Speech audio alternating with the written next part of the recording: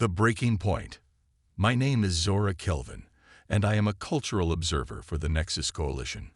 For the past 15 years, I have studied humanity from their outer colonies, documenting their strange customs and peaceful nature. The humans fascinated us with their emotional responses and their endless capacity for forgiveness. They were the galaxy's mediators, always stepping between warring factions with words instead of weapons. We thought we understood them completely. We were terrifyingly wrong. The first time I met Captain Sarah Chen, she was mediating a trade dispute between the Corvan Empire and the Stellar Republic. The negotiations had dragged on for months, with both sides threatening military action. Sarah sat calmly at the negotiation table, her hands folded, listening to each complaint with infinite patience. When the Corvan delegate slammed his fist and declared the talks over, Sarah simply smiled and asked if anyone wanted coffee. 3 hours later, she had crafted a solution that satisfied everyone. That was humanity in those days. Patient, reasonable, weak, we thought. The Nexus Coalition had been watching Earth for decades. Their technology seemed primitive compared to ours. They had barely colonized their own solar system while we controlled hundreds of star systems. Their military consisted of small patrol ships that rarely ventured beyond their borders. When conflicts arose, humans always chose talking over fighting. They would rather lose trade agreements than fire a single shot. Dr. Marcus Webb, Earth's chief science advisor, once told me during a diplomatic dinner that humans had learned from their violent past. He spoke about ancient wars on their homeworld, conflicts that nearly destroyed their species. They had evolved beyond violence, he claimed. They now solved problems with intelligence and cooperation, not force. The galaxy saw this as evolution. We called it wisdom. The hegemony called it weakness. Admiral Thorn Valak of the hegemony was the first to test human resolve directly. He began with small provocations, inspecting human cargo ships, demanding tribute from human traders, establishing checkpoints near human colonies.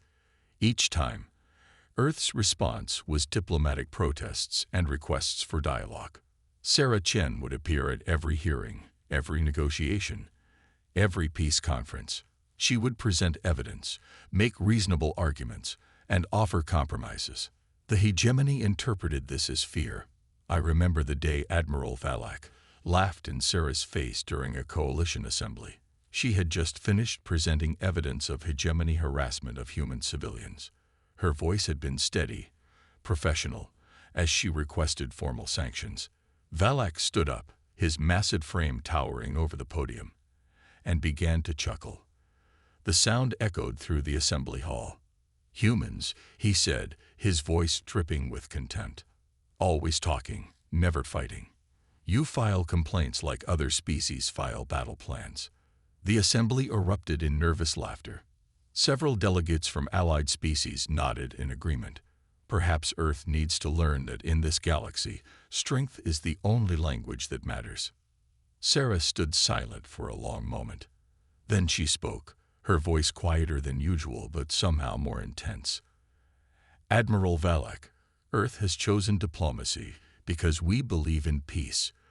But do not mistake our preference for peace as inability to wage war. More laughter from the assembly. Valak's eyes gleamed with amusement. Is that a threat, Captain Chen? It is a warning. Sarah replied calmly. We have been patient because we hoped reason would prevail. But our patience is not infinite. That night, I found Sarah sitting alone in the observation lounge of the space station, staring out at the stars. She looked tired, older than her years. I approached carefully, unsure if she wanted company. The galaxy sees us as children, she said without turning around. Naive children who haven't learned how cruel the universe can be. I sat beside her, choosing my words carefully. Many species go through peaceful phases. It is part of evolution.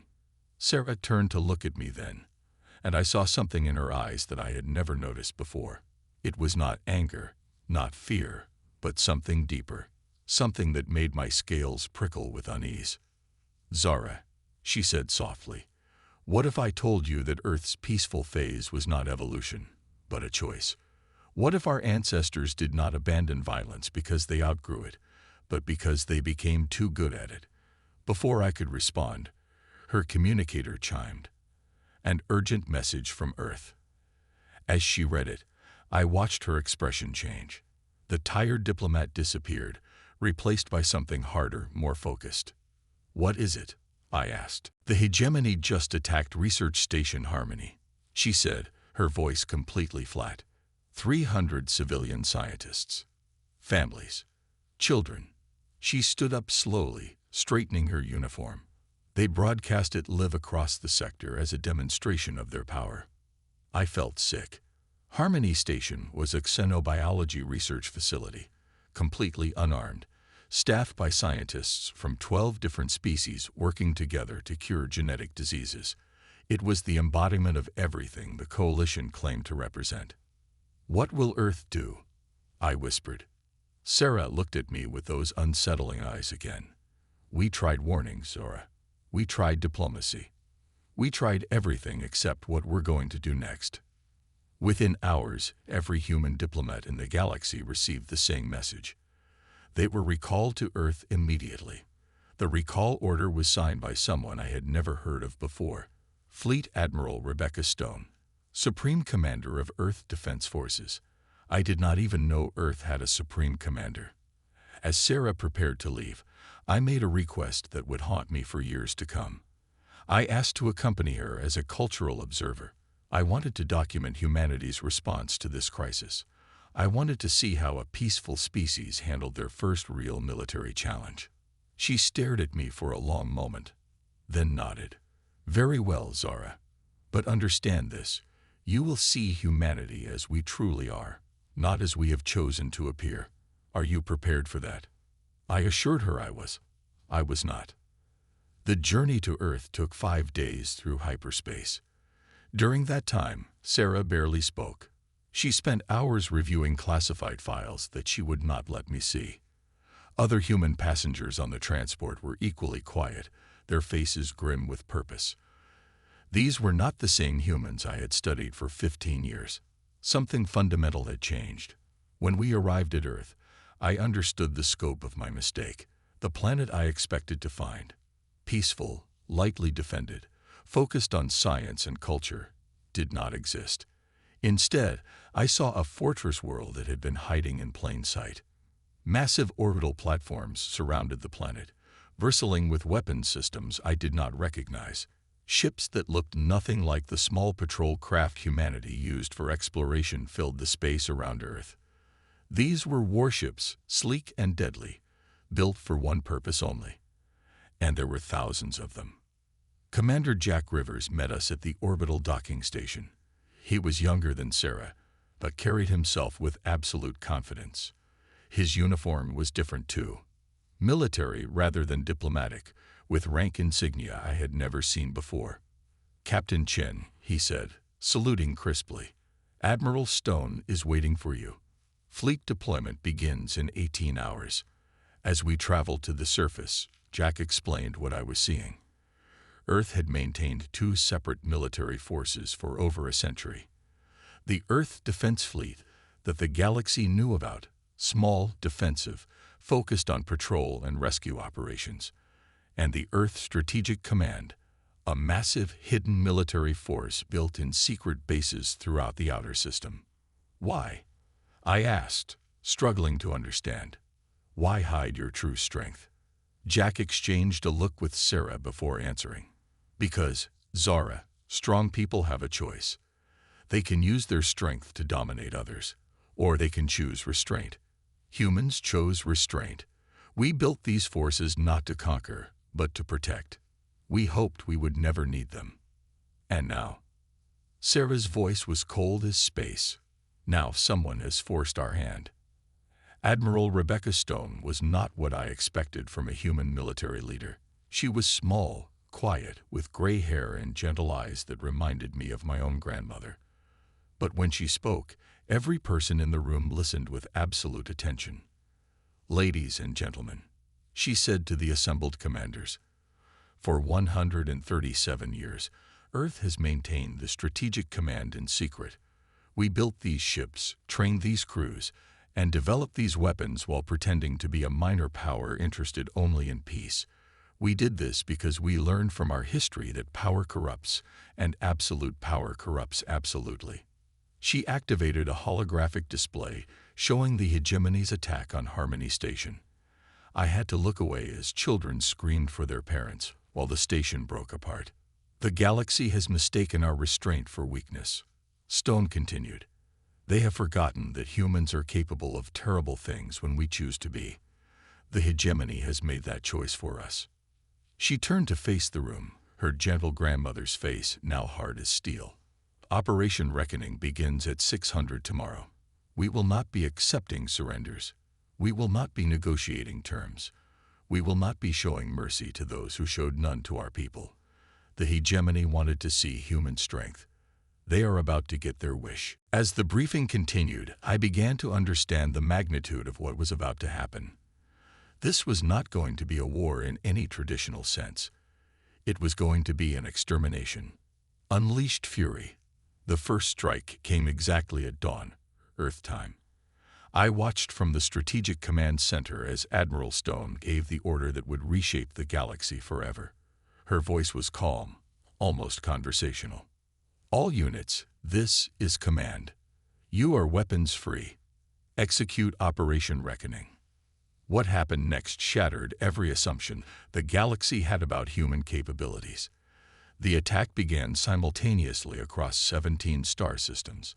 Hegemony military bases, command centers, and fleet positions that had been thought impregnable simply vanished. No explosions, no dramatic battles. They were there one moment and gone the next. Dr. Marcus Webb stood beside me, watching the tactical displays with scientific fascination. I had known him as a mild-mannered researcher who spent his time studying alien cultures. Now I learned his true specialty: weapons of mass destruction. Quantum cascade torpedoes, he explained casually as another hegemony stronghold disappeared from the display. They destabilize matter at the subatomic level. Very clean, very efficient. We developed them 40 years ago, but never told anyone. How many people just died? I whispered. Marcus checked his tablet with the same expression he once used to examine flower samples. The hegemony had approximately 2.7 billion military personnel across those installations. Now they have 0. I felt physically sick. In minutes, Earth had killed more sentient beings than had died in the last century of galactic conflicts combined. And they had done it without warning, without declaration of war, without giving their enemies a chance to surrender. Sarah Chen appeared beside us, now wearing a strategic command uniform instead of her diplomatic clothes. The woman who had spent years patiently mediating disputes looked completely comfortable in her new role as a destroyer of worlds. Phase 2 begins now, she announced. Target the civilian leadership. Sarah, I gasped, surely you cannot mean to target non-combatants. She turned to me with those cold eyes that had replaced her diplomat's warmth. Zara, did the hegemony target only combatants when they murdered the children on Harmony Station? Did they show mercy to the families they butchered for entertainment? Before I could answer, new reports flooded the command center. Hegemony political leaders across the galaxy were dying in their homes, their offices, their protected bunkers. Not from bombs or assassins, but from something much more terrifying. They were simply ceasing to exist, their molecular structure unraveling like untied knots. Commander Rivers coordinated the attacks with clinical precision. Biological cascade weapons deployed successfully. All primary targets eliminated. Moving to secondary targets. I learned that humans had been preparing for this day for over a century. While the galaxy saw them as peaceful traders and diplomats, they had been mapping every military installation, every government building, every command center of potential enemies. They knew where hegemony leaders lived, where they worked, where they hid. They had been inside their most secure facilities for decades, planting undetectable devices that could be activated on command. We studied every species in the galaxy, Sarah explained as we watched entire hegemony command structures collapse in real time. We learned their weaknesses, their fears, their biological vulnerabilities. We prepared counters to every possible threat they might pose, all while smiling and serving them coffee at peace conferences. The psychological impact was devastating. Admiral Thorne Valak, the same being who had laughed at human warnings, sent a desperate communication to Earth begging for negotiation. His message was broadcast on all frequencies, his voice breaking with terror. Earth Command, this is Admiral Valak of the Hegemony. I request immediate ceasefire. We acknowledge our error in attacking Harmony Station. We offer full reparations and complete surrender. Please respond. Admiral Stone listened to the message in silence, then gave her response to the communications officer. Send this reply. Admiral Valak, you had your chance to negotiate. You chose to murder our children instead. There will be no ceasefire. There will be no surrender. There will be no mercy. Earth out. The one-sided slaughter continued for 6 days. The Hegemony, which had controlled 47 star systems and commanded the most powerful military force in the galaxy, simply ceased to exist. Not defeated, not conquered, erased. Humans dismantled their civilization piece by piece with weapons the galaxy had never imagined. But it was not just the weapons that terrified me. It was the humans themselves. These people I had known as kind, emotional, empathetic beings had transformed into something cold and utterly ruthless. They showed no hesitation, no regret, no mercy. They had decided the Hegemony needed to die, and they killed them all with the same methodical efficiency they once applied to diplomatic negotiations. On the 7th day, Admiral Stone called a galaxy-wide assembly. Representatives from every major power attended, though many participated remotely, afraid to leave their home systems. The same chamber where Admiral Valak had laughed at human warnings now hosted a very different kind of meeting. Stone appeared on the main display, still looking like someone's grandmother rather than the architect of history's greatest military victory. Behind her stood Sarah Chen, Dr. Webb, Commander Rivers, and dozens of other humans I had thought I knew. Representatives of the Galactic Coalition. Stone began, her voice carrying easily through the silent chamber. For over a century, Earth has participated in galactic civilization as a peaceful member of the community. We chose diplomacy over force, negotiation over conquest, mercy over justice. We made this choice not from weakness, but from strength. She paused, letting her words sink in. Every delegate in the chamber sat frozen, afraid to move, afraid to breathe. The Hegemony chose to test our resolve by murdering innocent civilians. They believed our peaceful nature made us easy targets. They were wrong. In 6 days, we have eliminated their entire civilization as a demonstration of what humans are capable of when we abandon restraint. The holographic display behind her showed the empty space where Hegemony worlds had once existed. Billions of beings simply gone, their planets scored clean of life by weapons that violated every known law of physics. Let this be a lesson to all. Stone continued. Earth offers peace to those who desire it. We offer trade, cooperation, knowledge, and friendship. But to those who mistake our kindness for weakness, who believe our mercy indicates inability to defend ourselves, we offer this warning. We are not the gentle species you thought you knew. We are the apex predators of a world that taught us violence before it taught us peace. We chose to put away our weapons. Do not force us to pick them up again. The chamber remained silent for long minutes after Stone's image faded.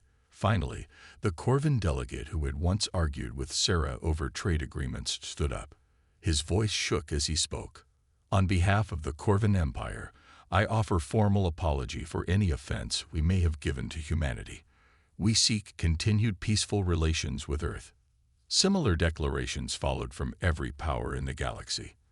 The Stellar Republic, the Nexus Coalition, even minor species that had never directly interacted with humans rushed to pledge friendship and cooperation. Fear had accomplished what years of diplomacy could not. But I sat in that chamber, looking at my human companions, and felt something die inside me. These beings I had studied and grown to care for had revealed themselves to be something far more terrifying than any conquest-minded species. They were monsters who chose to wear the mask of civilization. And the most terrifying part was not that they had this capacity for destruction. It was how easily they had switched it on. Sarah found me afterward in the same observation lounge where we had talked before the war. I was staring out at the stars, trying to process what I had witnessed. "You look troubled, Zora," she said, sitting beside me as she had so many times before. "I thought I knew you," I whispered. "I thought I understood humans." Sarah nodded sadly. "You knew the us we chose to be. Now you know the us we are capable of being. Most humans will never see what you have seen. They will continue to be the peaceful, caring people you studied. But now the galaxy knows that beneath that kindness lies something much darker." "How do you live with yourselves?" I asked. "How do you sleep at night, knowing what you have done?" Sarah was quiet for a long time. When she finally spoke, her voice was infinitely tired. "The same way our ancestors slept after they stopped Hitler. The same way they slept after they ended slavery. The same way they slept after they prevented nuclear war. Sometimes, Zara, good people must do terrible things to protect what they love. The alternative is to let evil triumph through inaction." She stood to leave, then paused at the door. "Earth will return to being the peaceful, diplomatic species the galaxy expects. We will put away our weapons and return to negotiations and trade agreements. But everyone will remember what happened to the hegemony. They will remember that humans chose mercy, not because we were incapable of violence, but because we were too capable of it." As the transport carried me back to Coalition space, I struggled to write my final report on humanity. How could I explain what I had seen? How could I describe beings who were capable of such kindness and such cruelty? How could I warn the galaxy that the gentle species they knew was also the most dangerous predator in known space? In the end, I wrote the truth. Humans are not what they appear to be. They are not the peaceful, emotional species we thought we understood. They are something far more complex and infinitely more dangerous. They are the galaxy's apex predators who chose to become its peacekeepers. They offered us friendship, and when we responded with violence, they reminded us why they chose friendship in the first place. The galaxy learned its lesson. There has been no major conflict since the hegemony wars. No species has tested human resolve. Trade flows freely, diplomacy flourishes, and peace reigns throughout known space. But everyone remembers the price of forgetting that the gentle humans are only gentle by choice. And sometimes, late at night, I still wake up remembering Admiral Stone's grandmother's smile as she ordered the death of billions. I remember Sarah's kind eyes turning cold as space. I remember that humanity's greatest strength is not their capacity for violence, but their ability to choose when to use it. Earth warned the galaxy they were holding back. The galaxy laughed. Now we all live in the peace that their restraint provides, and we pray we never give them reason to let go again.